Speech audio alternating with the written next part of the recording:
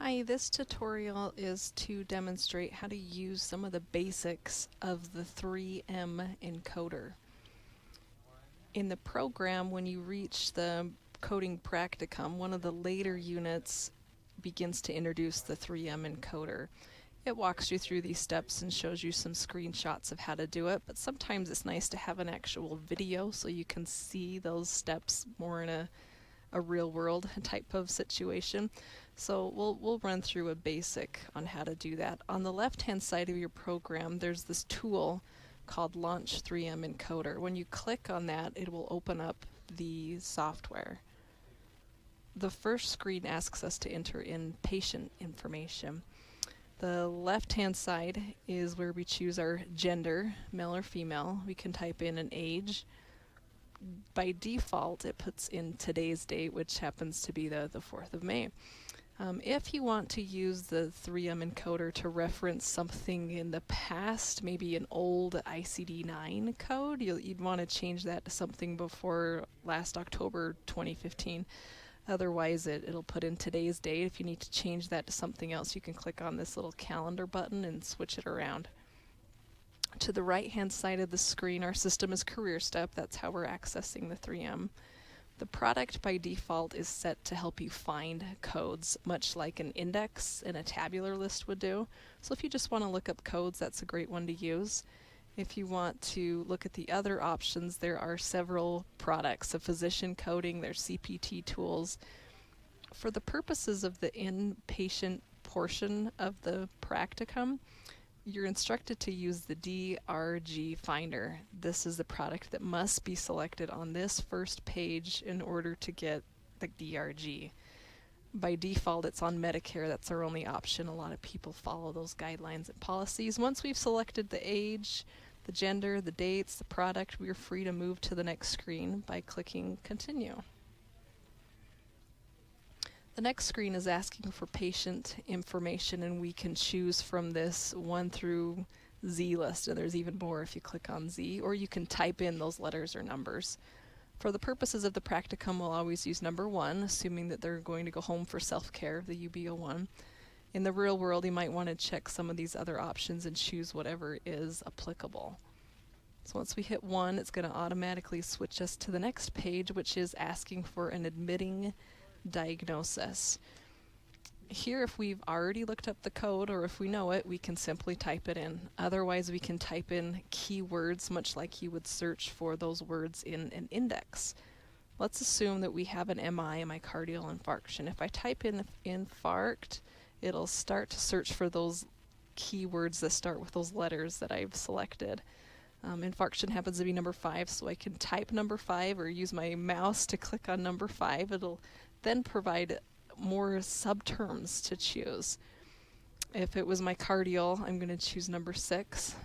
One thing I want to point out is that they have this option, and you'll see this often, that you can spell. If you click that, then you can spell out other specific sites because they don't list everything on these screens. So back to number 6, when you click on that, it'll bring us to the next subterm to choose.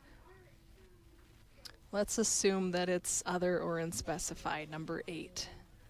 It wants to know what type of acute MI it is. Let's say it's a non-ST elevation, which is 2.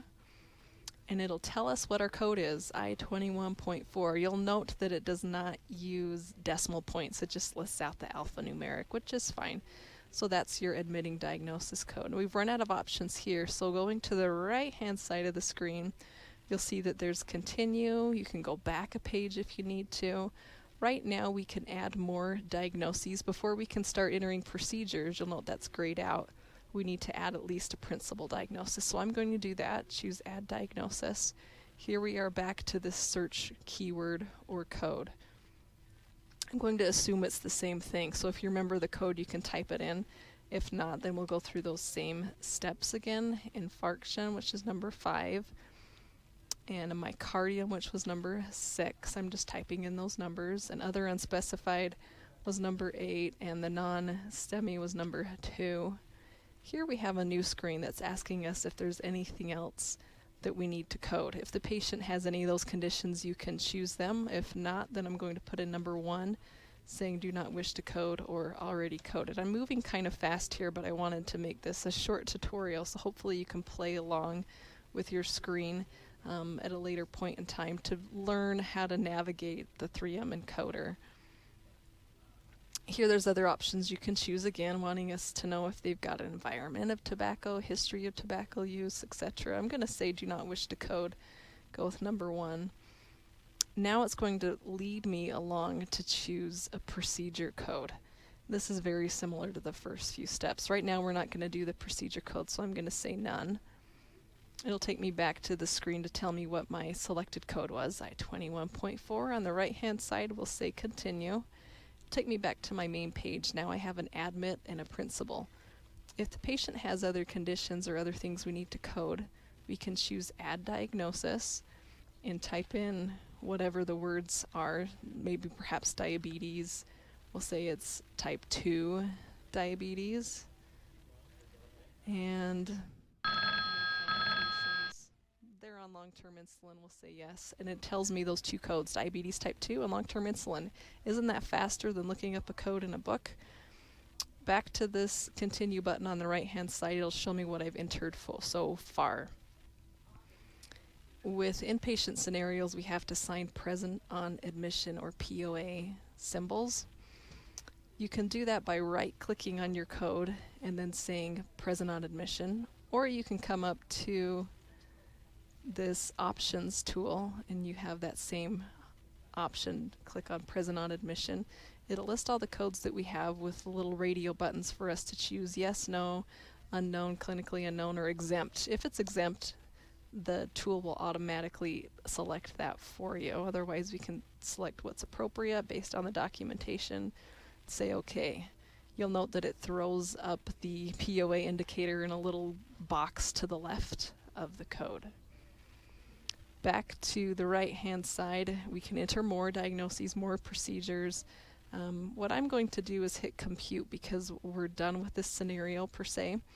And when you hit compute, what that does is it calculates what we've entered and tells us what our DRG is.